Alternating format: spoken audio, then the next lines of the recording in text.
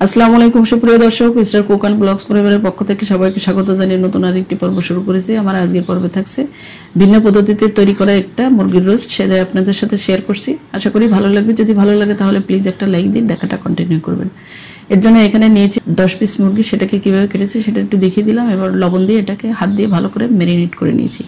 আমি হাঁটুর অংশ থেকে একটু কেটে নিয়েছি, তাহলে দেখবেন এটা সোজা হয়ে যাবে না, নাড়াচাড়া করতে সুবিধা হবে। আর এখানে নিয়েছি 5 পিস কাজু বাদাম, আর নিয়েছি 10 পিস কাঠবাদাম, আর 1 মুঠি চীনাবাদাম নিয়ে এটাকে ব্লেন্ড করে নিব। আর এখানে নিয়েছি পর্যাপ্ত পরিমাণে তেল দিয়ে 1 কাপ পেঁয়াজ দিয়ে এটাকে ব্রেস্তা করে নিয়েছি। আর যে 1 কাপ পেঁয়াজ দেখিয়েছি সেটাকে আমি হালকা ক্রাশ করে তারপরে রান্না করব, ব্যবহার করব।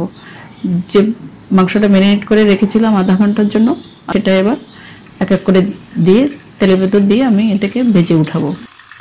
এটাকে হাইটে রেখে ভেজে নিব। তবে ভাজার আগে চুলার ঢাকনাটা অবশ্যই ব্যবহার করবে, তা না হলে গায়ে তেল ছিটে আসতে পারে। আর উল্টানোর আগে চুলার আঁচটা লোতে করে দিতে হবে, তা না হলে তেল ছুটতে শুরু করবে। আবারও হাইটে দিয়ে এটাকে বাদামি করে, হালকা বাদামি করে ভেজে নিতে হবে। খুব গাঢ় বাদামি করে এটাকে ভাজা যাবে না, তাহলে মাংসটা রাবারের মতো হয়ে যাবে। দেখতে পাচ্ছেন হালকা বাদামি বর্ণ ধারণ করেছে। এবার আমি এক এক করে সব মুরগিগুলোকে উঠিয়ে নিচ্ছি। এভাবে দমে 5 পিস দিয়েছি, পরে আরও 5 পিস দিয়ে এটাকে ভেজে নিয়েছি। হয়ে গেছে। এবার আমি সবগুলোকে উঠিয়ে আমি একটা র্যাপিং পেপার দিয়ে এটাকে র্যাপ করে রাখবো, যাতে উপর থেকে ড্রাই না হয়ে যায়। সেই সেম তেলে দিয়ে দিচ্ছি 3টা তেজপাতা, এটাকে মাঝখান থেকে ছিঁড়ে ব্যবহার করছি। আর দিয়ে দিচ্ছি 2 টুকরা দারচিনি, আর দিচ্ছি 6টা লবঙ্গ, আর 5টা এলাচ পাতাটা মুখটা ফাটিয়ে দিয়েছি। আর দিচ্ছি গোলমরিচ দিয়েছি 15 থেকে 20টি দিয়ে এটাকে সুন্দর করে নেড়েচেড়ে সুন্দর একটা ফ্লেভার আসা পর্যন্ত অপেক্ষা করব। সুন্দর ফ্লেভার অ্যাড হয়েছে। এবার দিয়ে দিচ্ছি যে পেঁয়াজটা দেখেছিলাম 1 কাপ, সেটাই পানি ছাড়া এটাকে ফাইন চপ করে নিয়েছি, একেবারে মিহি চপ করে নিয়েছি। এবার নাড়াচাড়া করে যখন পেঁয়াজের গন্ধটা চলে গেছে তখন অ্যাড করে দিলাম 1 টেবিল চামচ রসুন বাটা, 1 টেবিল চামচ আদা বাটা, 1 চা চামচ মরিচ গুঁড়া, 1 চা চামচ ভাজা জিরা গুঁড়া, আর 1/2 চা চামচ গরম মশলা গুঁড়া। আর দিয়ে দিচ্ছি 1/2 চা চামচের একটু বেশি ধনিয়া গুঁড়া দিয়ে এটাকে ভালো করে নেড়ে চেড়ে সুন্দর করে কষিয়ে নিতে হবে। অনবরত নাড়তে থাকবে যাতে মশলাটাও পুড়ে না যায়। এরপর দিয়ে দিচ্ছি যে বাদামটা দেখিয়েছিলাম, সেটা ব্লেন্ড করে নিয়েছি, সেটা অ্যাড করে দিলাম। অ্যাড করে সুন্দর করে একেবারে ভাজা ভাজা করে এটাকে কষিয়ে নিব। যখন তেলটা উপরে ভেসে আসছে তখন অ্যাড করে দিয়েছি রোস্টের মশলা। এখানে জয়ত্রী, জায়ফল আর শাহি জিরা পেস্ট করা আছে। এখানে শাহি জিরাটা ব্যবহার করেছি, আমার কাছে ভালো লাগে তাই জয়ত্রী জায়ফল। এটাকে নেড়ে চেড়ে ভালো করে কষিয়ে নিয়েছি। এবার দিয়েছি 1/2 কাপ টক দই, আর সবশেষে স্বাদ অনুযায়ী দিয়ে দিচ্ছি লবণ। আগে যেহেতু ম্যারিনেট করার সময় লবণ দিয়েছি, সেক্ষেত্রে এখানে গ্রেভিটা যখন সব শেষ দেওয়া হয়ে গেছে সব মশলা, তখনই লবণটা অ্যাড করে দিচ্ছি। পরে লবণটা চেখে আপনারা দেখে নিতে পারেন যে লবণটা ঠিক আছে কিনা। আমি চেখে দেখেছি আমার লবণ লাগেনি, সেক্ষেত্রে এই লবণটাই পারফেক্ট ছিল। এবার র্যাপিং পেপারটা সরিয়ে আমি মশলাটা কষানো হয়ে গেছে, মুরগিটা অ্যাড করে দিলাম। মুরগিটা অ্যাড করে দিয়ে ভালো করে নেড়েচেড়ে উল্টে পাল্টে মশলার সাথে মিশিয়ে নিয়ে সুন্দর করে কষিয়ে নিব। এভাবে উল্টে পাল্টে এটাকে কষিয়ে নিতে হবে, তাহলে এক্ষেত্রে মশলাটা আরও একবার সুন্দর করে কষিয়ে যাবে।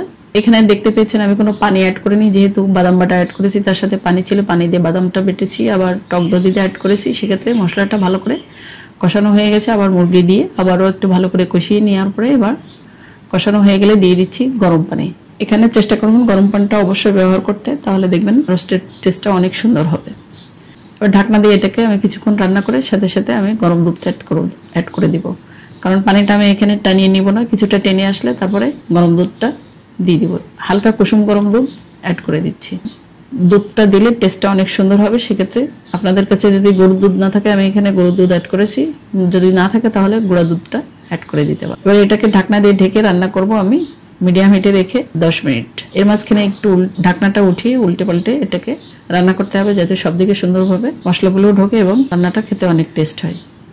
এই পর্যায়ে দেখতে পাচ্ছেন ঝোলটা টেনে আসছে, তেলটা উপরে ভেসে আসছে। এই পর্যায়ে দিয়ে দিচ্ছি 5টা কাঁচামরিচ আর কিছু ক্যাপসিকাম, আর দিয়ে দিচ্ছি 1/2 টেবিল চামচ চিনি, আর দিয়েছি কেওড়া জল 1/2 চিপি, আর দিয়েছি কিছু উপর থেকে বেরেস্তা দিয়ে এটাকে উল্টে পাল্টে নেড়ে চেড়ে এটাকে মিশিয়ে নিব। এখানে ক্যাপসিকামটা দিয়েছি সুন্দর একটা ফ্লেভারের জন্য, আপনারা এটা স্কিপ করতে পারেন। আর নামানোর আগে দিয়ে দিচ্ছি 1 টেবিল চামচ ঘি। ঘিটা দিলে সুন্দর একটা ফ্লেভার আসবে, যদি সবসময় ঘিটা দেন তাহলে খেতে অনেক টেস্ট হবে। দেখতে পাচ্ছেন এই পর্যায়ে আমার ঝোলটা অনেকটাই টেনে আসছে। আবার মাংসটাও সিদ্ধ হয়ে গেছে। এবার এটা দিয়ে নেড়ে চেড়ে একটু মিশিয়ে নিয়ে ঢাকনা দিয়ে ঢেকে রাখবো, আরও মৃদু আছে ঢেকে রাখবো আরও 2 মিনিট। 2 মিনিট পরে চুলাটা অফ করে দিয়ে আপনাদেরকে পরিবেশন করে দেখাবো। হয়ে গেছে, দেখতে পাচ্ছেন, রান্না দেখে বোঝা যাচ্ছে যে মুরগিটাও সেদ্ধ হয়ে গেছে। এবারে গ্রেভিটা কতটা সুন্দর হয়েছে সেটা একটু দেখিয়ে দিচ্ছি, দেখতে পাচ্ছেন। এবার পরিবেশন করে দেখাচ্ছি। উপর থেকে কিছু পেঁয়াজ ব্রেস্তা দিয়ে এটাকে গার্নিশ করে নিচ্ছি, দেখার সৌন্দর্যের জন্য সুন্দর করে সাজিয়ে নিচ্ছি। আশা করি আমার এই রেসিপিটা আপনাদের কাছে ভালো লেগেছে, সহজ লেগেছে। যদি ভালো লাগে তাহলে অবশ্যই একটা লাইক দিবেন এবং সাবস্ক্রাইব করে অল অপশন বাটনটি প্রেস করে আমার সাথে থেকে যাবেন। ধন্যবাদ সবাইকে, আবারও দেখা হবে নতুন কোনো পর্বে। সে পর্যন্ত সবাই ভালো থাকবেন, সুস্থ থাকবেন, আমার জন্য দোয়া করবেন। আল্লাহ হাফেজ, আসসালামু আলাইকুম।